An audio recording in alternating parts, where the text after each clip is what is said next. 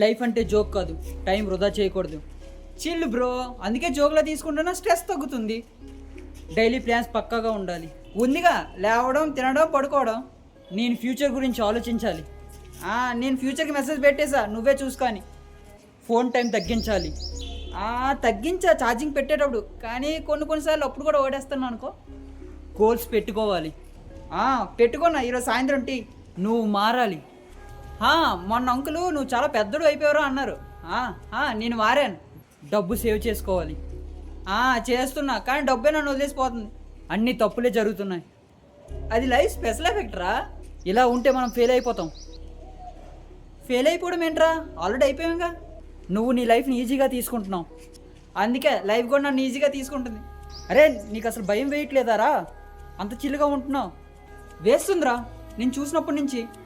నువ్వు సీరియస్గా తీసుకొని ఆలోచించి నీ జుత్తు ఓడబిక్కొని మనశ్శాంతి కోల్పోయి నువ్వు డిప్రెషన్లోకి వెళ్ళిపోయి నువ్వు కోల్పోతున్నావురా. ఎందుకు అంత సీరియస్? చిల్లుగా ఉండరా, ఏదైతే అయింది కానీ మనసుని ప్రశాంతంగా ఉంచురా. అప్పుడే అందుకే ఏదైతే అయింది అనేసి నేను వదిలేసా.